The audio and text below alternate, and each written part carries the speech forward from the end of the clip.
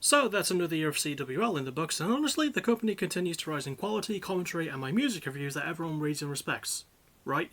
You all do that. It also rises in amazing matches, and here I've got 10 of them to talk about. All off the top of my head too, so wish me luck. In fact, this intro that I'm reading right now, except for this little bit that's not on script, is completely on script. So, let's get through some honourable mentions really quick.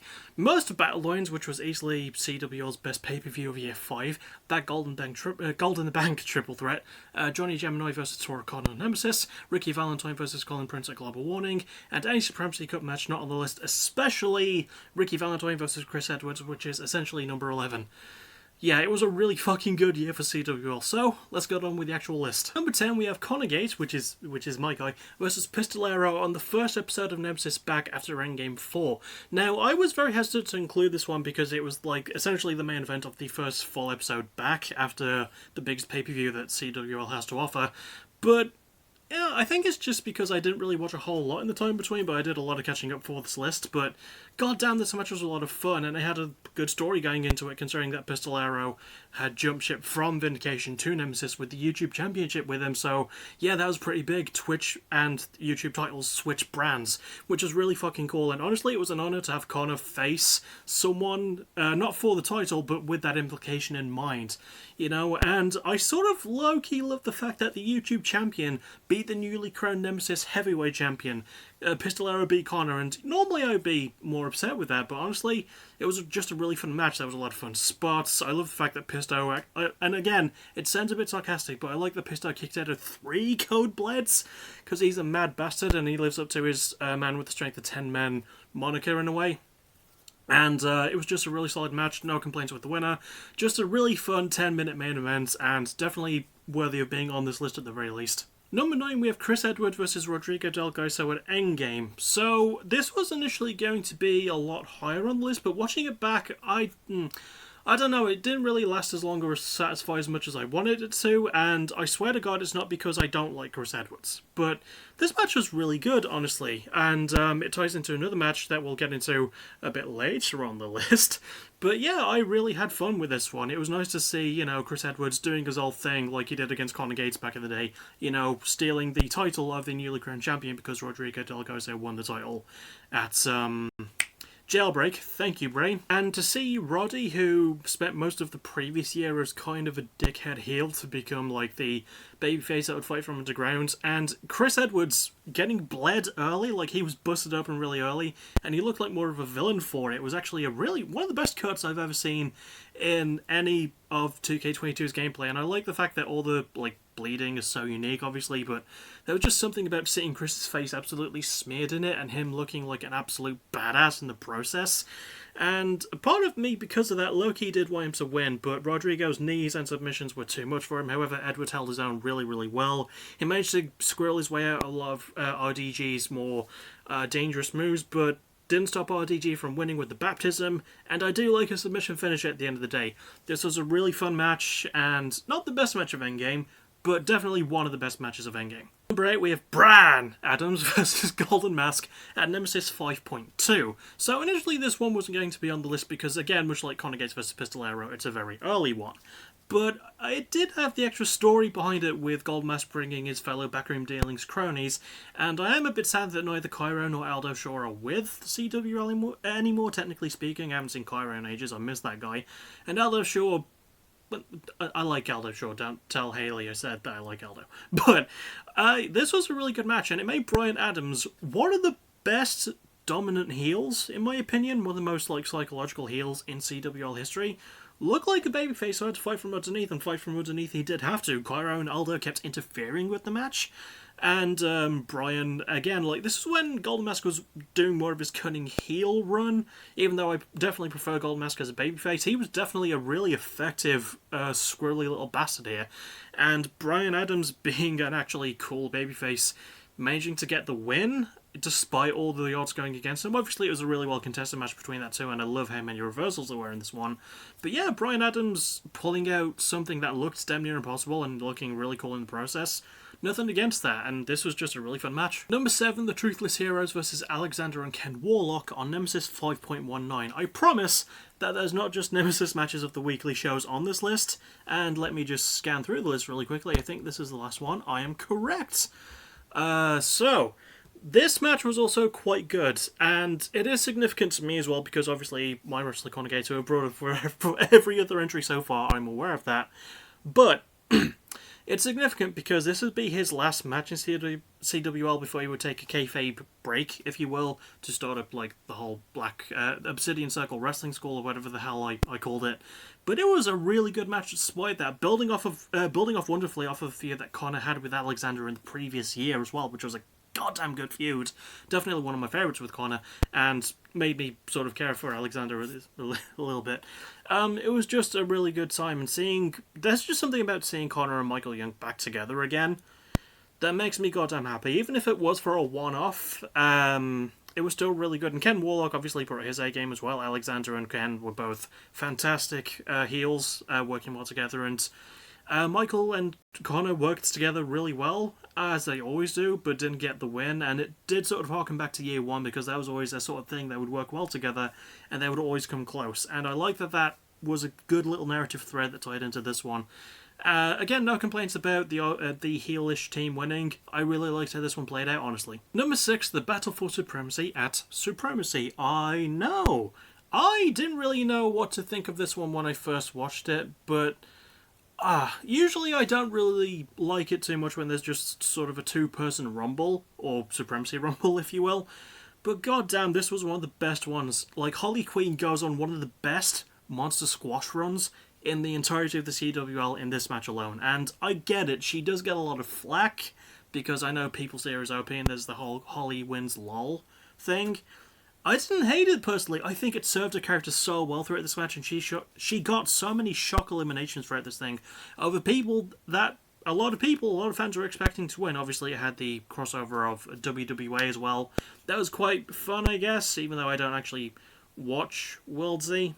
I'm not sorry about that. But it was still a really fun match, and Kamiya Ishimoto getting the win by the end and going on to Endgame as well. That was just a really smart choice, and it was such a well-earned one for everyone who's a kumiho. Like me, I'm a kumiho, as well as a lesbian. I just love those terms so much. So yes, this was a really good match, and absolutely the right person won. No complaints about this one either. At number 5, we have easily the most brutal match of Year 5 for me. Selena Adams versus Andrea Rose at Supremacy. So, normally when it comes to the Extreme Rules matches, they can feel a little bit one-note, but I think the addition of the Falls Count Anywhere stipulation, excuse my hair, as well as the Extreme Rules stuff, lending itself to a surprisingly brutal fight. Made even more so by the fact that there wasn't that many weapon spots in this one, which I found quite a surprise. But yeah, there was just something so simplistically violent about it that really elevated it, and Selena Adams, when she wants to, she can really go off on one against one of the most violent women in CWL history, in Andrea Rose. It's a really good concoction for some mayhem, and I guess a match like this is on this list because I need a most violent match quota like last year had Pistolera versus Harris Evil Dead in their Iron Tables match. This is basically that without the Iron Tables stipulation. And again, absolutely nothing, well, I was going to say nothing wrong with it. It is a bit clunky at times, but still a very fun match for the most part. And again, exceptionally brutal. Like, there are so many spots that did make me wince a little bit. And I haven't watched it back since the first time I watched it because I'm worried I might actually throw up if I have to rewatch the match based on the spots alone. But still, really good match. Really, really good match, this. And number 4, we have Esun Shigoto versus Sugar and Booze versus Divinum Regium at Endgame. The best match of Endgame, bar none. So this was a unique one as well, because it was for the first ever CWL Women's Tag Team Championships. Well, gee, I wonder if my EFED should have a Women's Tag Team division, possibly the most stacked one in the entirety of EFEDs. The joke there is that it's not the most stacked one in the entirety of EFEDs, but it's a really good Women's Tag Team division. I do take pride in that. So, this match, holy spots, there was so much great violence, and the fact that it was a ladder match, and considering the fact that 2K22 have had some really good ladder matches, like, by the AI alone, it's just some really fun stuff. There was some shock moments. Obviously, everyone wanted Sugar and Booze to win. They sadly did not, and I was a bit sad at that, but there was some great, like, tag team moments as well, like the moment that Max Wheeler pushed over the ladder while Betty Fight was on top with someone else on top of the ladder as well. I don't remember who it was. If I remember right, I think Asunci Goto won the match. I could be very wrong about that. Feel free to correct me if anyone's watching this video on CWL in the main channel where I'm going to post it. But yeah, this was just a fun spot fest. Tons of falls from the ladder. So many falls from Grace from diving off the top of the ladder.